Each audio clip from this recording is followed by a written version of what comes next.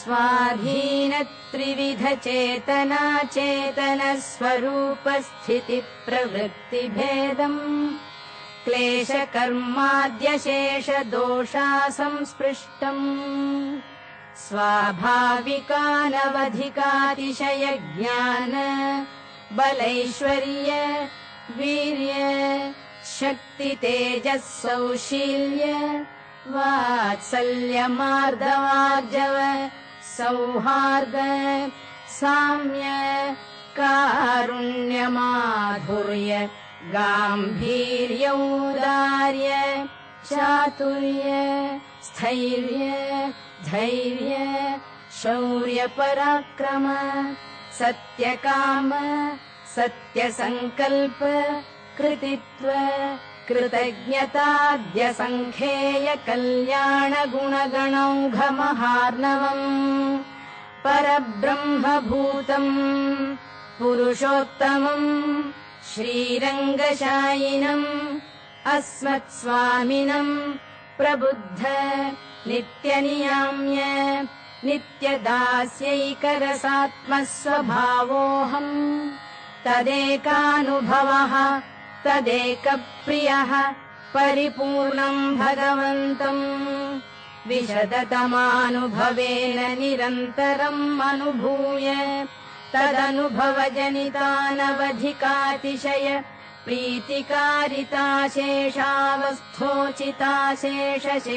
प्रीतिकारिताशेषावस्थोचिताशेषशेषतैकरतिरूप नित्यकिङ्करो भवानि स्वात्मनित्यनियाम्य नित्यदास्यैकरसात्मस्वभावानुसन्धानपूर्वक भगवदनवधिकातिशय स्वाम्याद्यखिल गुणगणानुभवजनितानवधिकातिशय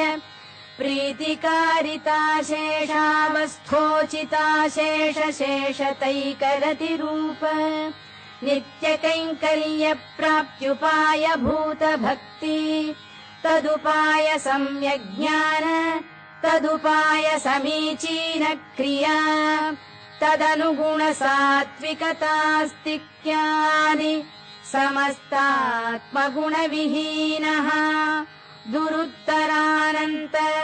तद्विपर्ययज्ञानक्रियानुगुणानादिपापवासना महानवान्तर्निमग्नः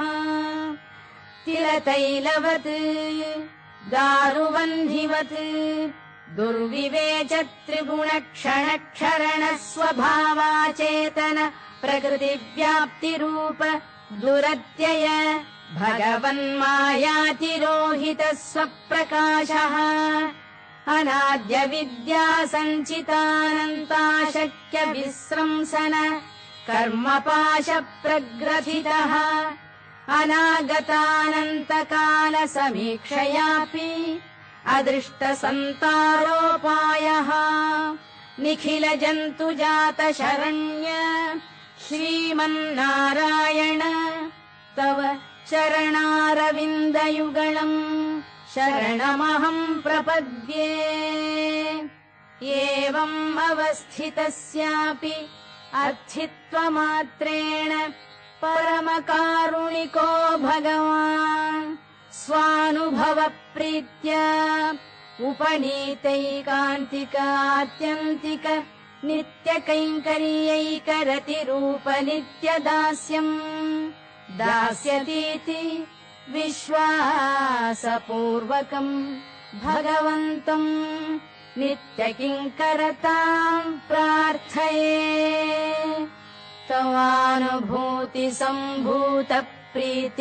तवानुभूतिसम्भूतप्रीतिकारितदासता देहि मे कृपया नाथ न जाने गतिम् अन्यथा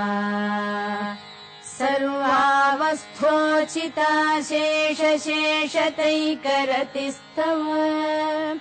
भवेयम् पुण्डरीकाक्ष त्वमेव एवम् कुरुष्व माम् एवम् भूततत्त्वयाथात्म्यावबोध तदिच्छारहितस्यापि एतदुच्चारणमात्रावलम्बनेन उच्यमानार्थपरमार्थनिष्ठम् मे